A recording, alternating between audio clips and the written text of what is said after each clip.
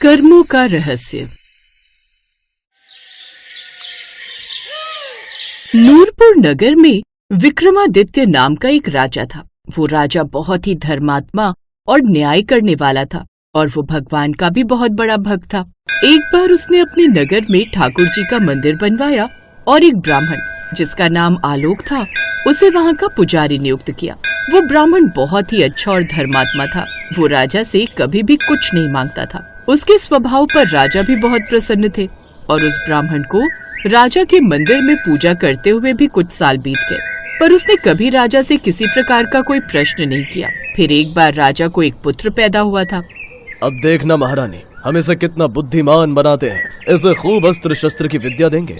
हाँ, आपका पुत्र है महाराज, वो भी इकलौता, तो जैसे आप उसे शिक्षा देना चाहे आप दे देना। राजकुमार के आने से राजा और महारानी बड़े प्रसन्न थे। वो दोनों ही राजकुमार का खूब ध्यान रखते थे। उन्होंने राजकुमार को खूब शिक्षा दी। उसे पढ़ने के लिए राजा ने उसे चित्तौड़गढ़ विद्वान के पास भेजा, जिसे पढ़ लिख कर वो खूब विद्वान बन गया। ऐसे ही समय बीता और अब महाराज और महारानी को उसकी शादी की चिंता सताने लगी। अब अपना आदित्य जवान हो गया है, अब हमें उसकी शादी कर देनी चाहिए। तुम्हारा कहना बिल्कुल ठीक है महारानी, हम आज से ही अपने पुत्र के लिए कोई योग्य कन्या खोजते हैं। अब राजा योग्य कन्या उसके लिए तलाशने लगे। कुछ समय बाद उसकी शादी एक सुंदर राजकन्या से करा दी गई। लेकिन शादी की रात को राजकन्या को नींद नहीं आई और वो इधर उधर घूमने लगी। जब वो अपने पति के पलंग के पास आई तो उसने देखा कि हीरे जवाहरात से जड़ी एक तलवार बाहर रखी है। उसने उस तलवार को म्यान से बाहर निकाला तो वो तलवार बिजली के समान चमकने लगी।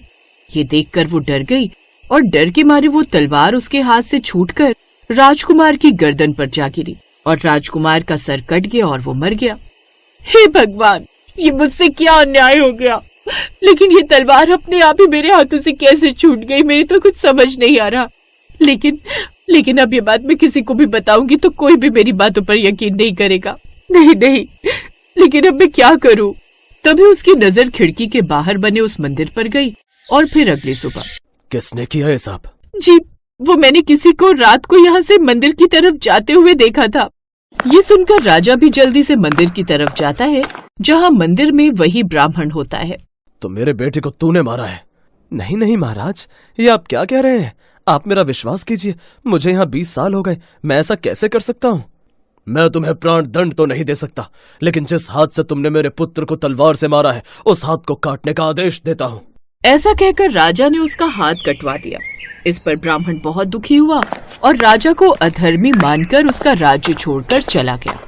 उसने फिर बहुत खोज की कि कोई विद्वान ज्योतिषी मिले तो अपने बिना किसी अपराध हाथ कटने का कारण उनसे पूछे। और वो चलते चलते काशी चला गया। फिर उसे काशी में एक विद्वान ज्योतिषी मिले। वो ज्योतिष से मिलने उनके घर गया तो वो ज्योतिष वहाँ नहीं थे और उनकी पत्नी उनकी आलोचना कर रही थी और उन्हें बहुत बुरा भला कह रही थी। ना जाने सारा दिन कहाँ भटकते रहते हैं, शाम को आ जाएंगे थोड़ी सी दान दक्षिणा लेकर, और क्या। फिर थोड़ी देर में वो ज्योतिषी घर आ गए। उनके घर आने के बाद भी उनकी पत्नी उनका तिरस्कार कर रही थी, लेकिन वो चुप रहे और उन्होंने अपनी स्त्री से कुछ भी नहीं कहा। इसके बाद वो अपनी गद्दी पर जाकर बैठ गए। फिर ब्राह्मण को देखकर ज्योतिषी ने कहा, कहिए ब्राह्मण देवता, आपका कैसे आना हुआ? आया तो अपने बारे में पूछने था, लेकिन पहले आप अपना हाल बताइए कि आपकी पत्नी अपनी जुबान से आपका इतना तिरस्कार क्यों करती है? यह मेरी स्त्री नहीं, मेरा कर्म है। दुनिया में हम जिसे भी देखते हैं, भाई हो, पुत्र, शिष्य, पिता या कोई भी संबंधी, वो सब हमारा अपना ही कर्म है। अपना किया हुआ कोई भी काम शुभ हो या अशुभ हमें भोगना ही पड़ता है। इसीलिए मैं अपने कर्मों को खुशी से भोग रहा हूँ। तो आपने ऐसा क्या कर्म किया था? पूर्व जन्म में कौआ था और आज मेरी स्त्री है, वो एक गधी थी जिसकी पीठ पर एक फोड़ा हो गया था और फोड़े की पीड़ा से वो बहुत दुखी थी। उस फोड़े में कीड़े पड़ गए थे जिन्हें खाने के लिए मैं इसके फोड़े पर चोंच मारता था। इसके कारण इसे असहाय दर्द होता था। एक बार इसकी पीठ पर चोट मारते हुए मेरी चोंच इसकी हड्डी में घुस गई और ये दर्द से तड़प उठी। मैंने भी चोंच निकालने की बहुत कोशिश की, परंतु वो अटक गई और नहीं निकल सकी। इसने सोचा कि पानी में मैं अपनी चोंच निकाल लूंगा और ऐसा सोचकर इसने गंगा नदी में प्रवेश कर लिया। गंगा का प्रवाह इतनी तेज होने के कारण हम दोनों बह गए और बीच में ही मर गए। तब गंगा जी के प्रभाव से ये तो ब्राह्मण बनी और मैं बहुत बड़ा ज्योतिष बना, और आज ये मेरी पत्नी बनी है, जो कुछ दिनों के लिए मुझे अपने मुंह से गाली निकाल कर मुझे दुख देगी। लेकिन मैंने चोंच इसे दर्द पहुंचाने के लिए नहीं मारी थी, इसलिए इसकी समझ एक दिन ठीक हो जाएगी, और अपने पूर्व कर्मों का फल समझकर मैं इसे सहन कर रहा हूँ, और मैं इसीलिए ही शांत हूँ और उस दिन की प्रतीक्षा कर रहा हूँ जिसके बाद इसका स्वभाव अच्छा हो जाएगा। अब आप कहो कि आप यहाँ किस लिए आए हो? ना धर्मी हूँ ना पापी, फिर निरपराध के मेरा हाथ क्यों कट गया? राजा ने आपका हाथ नहीं कटवाया, आपके कर्म ने ही आपका हाथ कटवाया है। क्या मतलब ज्योतिष जी? दरअसल आपके पूर्व जन्म में आप एक तपस्वी थे और राजकन्या गाय थी तथा राजकुमार एक कसाई था।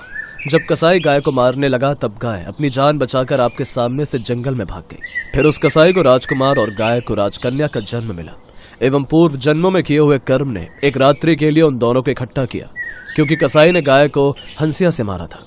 इसी कारण राजकन्या के हाथों गलती से तलवार गिरने के कारण राजकुमार का सर कट गया और वो मर गया, और इस तरह अपना फल देकर कर्म निर्वृत्त हो गया। और तुमने हाथ से इशारा किया था, उस पाप कर्म ने ही तुम्हारा हाथ कटवा दिया। इसमें तुम्हारा ही दोष है, किसी और का नहीं। ऐसा सोचकर सुखपूर्वक अपना जीवन व्यतीत करो। यदि हम इस कर्म सिद्धांत को मान ले और जान ले तो हम किसी भी घोर कर्म का फल भोगते हुए दुखी नहीं होंगे।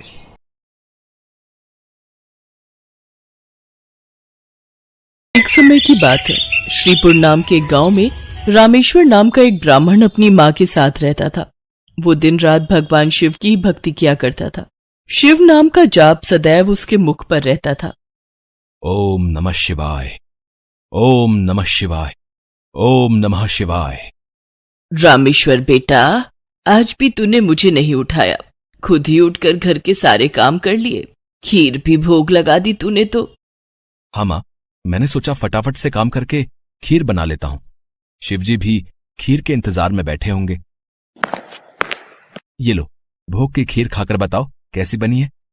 रामेश्वर बेटा, इस खीर को तू बचपन से शिवजी को खिलाता आ रहा है। जब तेरे बापू जिंदा थे तब वो प्रसाद की खीर खिलाते थे, और उनके जाने के बाद तूने ये नियम बना लिया। तेरी खीर बहुत ही स्वादिष्ट बनती है बेटे, और मुझे पता है भगवान शिव भी तेरे हाथों की खीर खाने के इंतजार में रहते होंगे। तभी तो मैं सुबह जल्दी उठकर सबसे पहले खीर ही बनाता हूँ, ताकि भगवान शिव को भोग लगा सकूं। रामेश्वर का नियम था रोजाना सुबह जल्दी उठकर घर के सारे काम निपटाना और फिर भगवान शिव के भोग के लिए खीर का प्रसाद बनाना। ये कार्य पहले उसके पिता करते थे, और पिता के जाने के बाद शिव जी की सेवा और खीर भोग की पूरी जिम्मेदारी रामेश्वर ने उठा ली। रामेश्वर को विश्वास था कि भगवान शिव उसके द्वारा खिलाई गई खीर को रोजाना ही खाते हैं। इसी विश्वास पर वो रोजाना खीर का भोग लगाता था और अपने भक्त के द्वारा भोग लगाई गई खीर को कैलाश पर्वत पर विराजमान भगवान शिव बहुत चाव से खाते थे। स्वामी, क्या बात है, आपको तो आनंद ही आनंद है। आपके भक्त आपको प्रेम से इतने स्वादिष्ट व्यंजन खिलाते हैं, और आपका भक्त रामेश्वर तो नियम के अनुसार आपको खीर का भोग लगाता है। लाइए, थोड़ी सी खीर मुझे भी दे दीजिए। रामेश्वर के हाथों की खीर बहुत ही स्वादिष्ट होती है। हाँ देवी पार्वती, रामेश्वर इतनी स्वादिष्ट खीर का भोग लगाता है कि मन प्रसन्न हो जाता है। तभी नंदी और समस्त शिवगण वहाँ जाते हैं। महादेव, ये लीजिए, हम भांग और धतूरा ले आए हैं।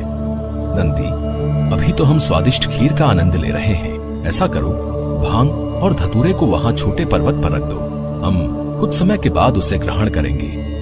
अरे नंदी महादेव तो हमारी ओर देख तक नहीं रहे, उनका सारा ध्यान तो रामेश्वर की बनाई हुई खीर पर है। ऐसे कब तक चलेगा नंदी? हाँ, मैं भी यही देख रहा हूँ। इतने प्रेम से हम भांग और धतूरा पीस कर लाए, और महादेव ने हमें इसे रखने के लिए बोल दिया। अरे नहीं नहीं, ऐसी बात नहीं है। महादेव ने बोला है कि हम उसे वहां रख दें, वो कुछ देर बाद उसे ग्रहण करेंगे।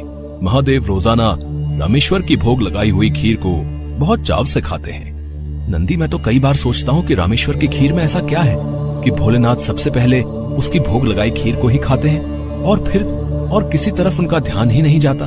तभी तो हम भांग धतूरा लेकर आए, और उन्होंने बिना देखे ही इसे रखने के लिए बोल दिया। हाँ, कह तो तुम ठीक रहे हो भैरव। महादेव को भांग धतूरा इतना प्रिय है, पर रामेश्वर की खीर से ज्यादा उन्हें इस समय कुछ भी प्रिय नहीं लग रहा। तो क्या किया जाए नंदी कि महादेव का ध्यान अपने भक्त रामेश्वर से हटकर हमारी ओर आ जाए?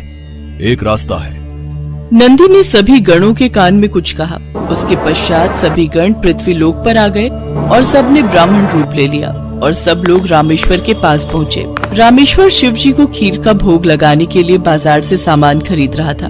ब्राह्मण वेश में नंदी ने रामेश्वर से कहा, रामेश्वर, तुम हमें नहीं जानते, पर हम तुम्हें बहुत अच्छे से जानते हैं। तुम भगवान शिव के भक्त हो और रोजाना उन्हें खीर का भोग लगाते हो। हाँ ब्राह्मण देव, आप तो सब कुछ जानते हैं। हाँ रामेश्वर, हम सब जानते हैं, इसीलिए तो हम तुम्हारे पास आए हैं। हमें पता है कि तुम महादेव के परम भक्त हो, पर तुम्हें पता है महादेव अब रोजाना खीर खाकर ऊब गए हैं, इसलिए अब तुम कुछ दिनों के लिए खीर का भोग रोक दो। तुम एक काम क्यों नहीं करते, तुम महादेव को सप्ताह में एक दिन खीर का भोग लगाया करो, जिससे महादेव को और अधिक स्वाद आएगा।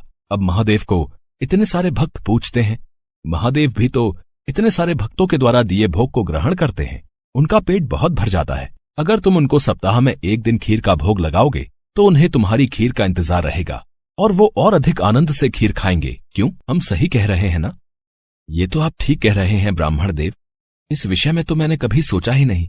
अब मैं एक काम करता हूं, मैं सप्ताह में एक दिन ही भगवान को खीर का भोग लगाया करूंगा, ताकि वो और भी भक्तों का प्रसाद ग्रहण कर सकें और फिर उन्हें मेरी खीर का बेसब्री से इंतजार रहे।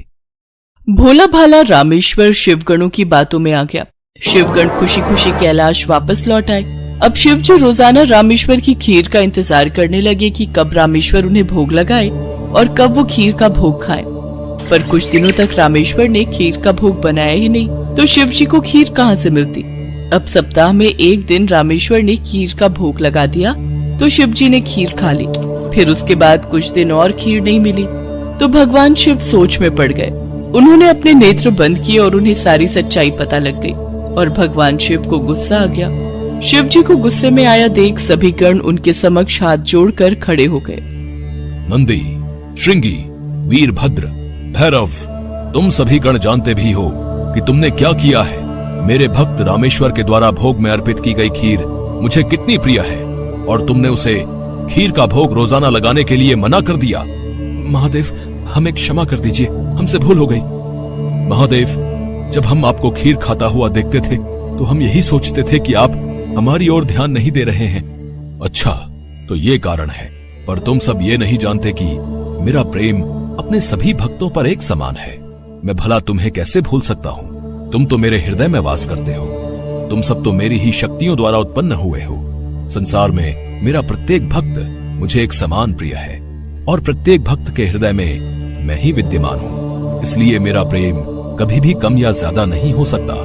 माता पिता के लिए तो उनके सभी बच्चों में प्रेम एक समान होता है, फिर तुम ये भूल कैसे सकते हो? भगवान शिव की बातें सुनकर सभी शिवगण समझ गए कि उन्होंने कितनी बड़ी भूल कर दी। सचमुच महादेव का प्रेम तो अपने सभी भक्तों के लिए एक समान रहता है। इसके बाद सभी शिवगण फिर से एक बार रामेश्वर के पास गए। रामेश्वर, हमें भगवान शिव का संदेशा आया है। वो कह रहे थे कि तुम्हारी खीर इतनी स्वादिष्ट होती है कि वो सप्ताह भर की प्रतीक्षा नहीं कर सकते।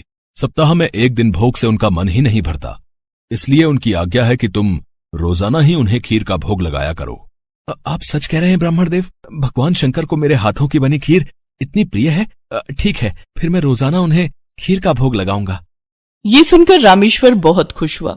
अब एक बार फिर रामेश्वर रोजाना खीर बनाकर भगवान शिव को भोग लगाने लगा।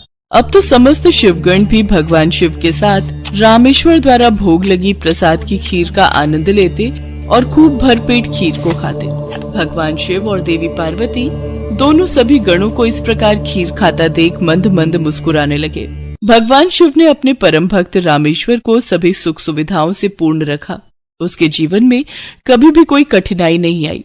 रामेश्वर का विवाह एक बहुत ही सुशील कन्या के साथ हुआ। उसके घर में 2 बच्चों का जन्म हुआ। अपने परिवार के साथ संपूर्ण जीवन खुशी खुशी व्यतीत करके रामेश्वर अंत में मोक्ष को प्राप्त हुआ।